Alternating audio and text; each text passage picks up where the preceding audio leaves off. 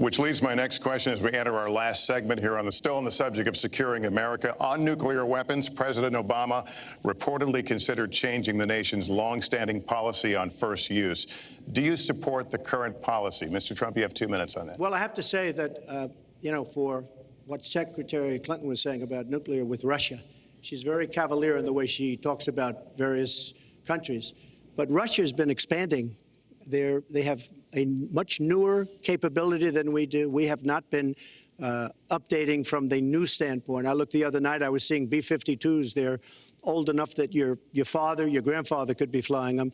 We are not keeping up with other countries. I would like everybody to end it, just get rid of it, but I would certainly not do first strike. I think that once the nuclear alternative happens, it's over.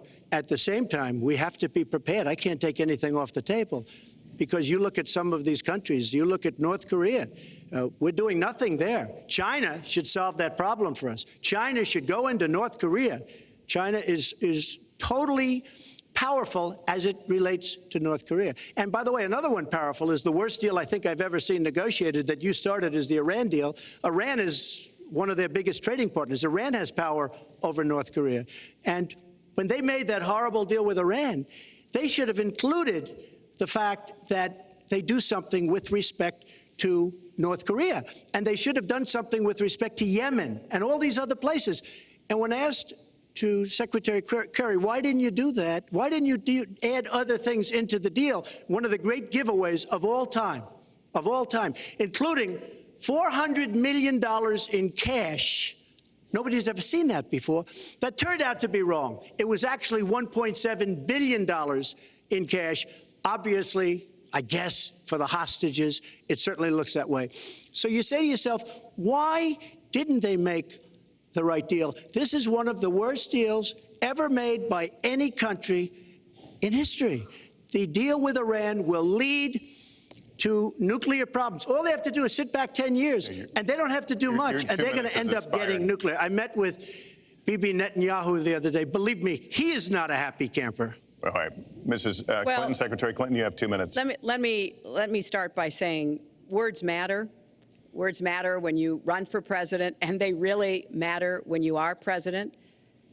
And I want to reassure our allies in Japan and South Korea and elsewhere that we have mutual defense treaties and we will honor them. It is essential that America's word be good. And so I know that this campaign has caused some questioning and some worries on the part of many leaders across the globe. I've talked with a number of them. But I want to, on behalf of myself and I think on behalf of a majority of the American people, say that, our word is good. It's also important that we look at the entire global situation. There's no doubt that we have other problems with Iran, but personally, I'd rather deal with the other problems having put that lid on their nuclear program than still to be facing that. And Donald never tells you what he would do. Would he have started a war? Would he have bombed Iran? If he's going to criticize a deal that has been very successful in giving us access to Iranian facilities that we never had before, then he should tell us what his alternative would be. But it's like his plan to defeat ISIS. He says it's a secret plan, but the only secret is that he has no plan.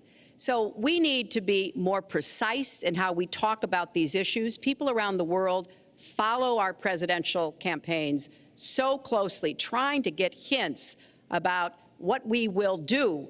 Can they rely on us? Are we going to lead the world with strength and in accordance with our values? That's what I intend to do. I intend to be a leader of our country that people can count on, both here at home and around the world, to make decisions that will further peace and prosperity, but also stand up to bullies, whether they're abroad or at home.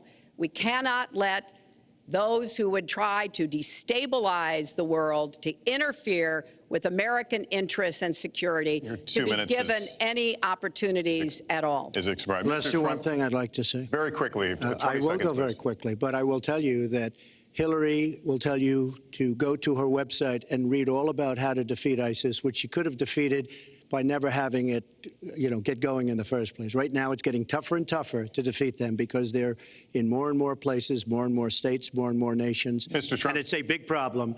And as far as Japan is concerned, I want to help all of our allies. But we are losing billions and billions of dollars. We cannot be the policemen of the world. We cannot protect countries all over the world where they're not paying us what we need. We have just a few final questions. She doesn't say that because she's got no business ability. We need heart. We need a lot of things. But you have to have some basic ability. And sadly, she doesn't have that. All of the things that she's talking about could have been taken care of during the last 10 years, let's say, while she had great power. But they weren't taken care of. And if she ever wins this race, they won't be taken care of.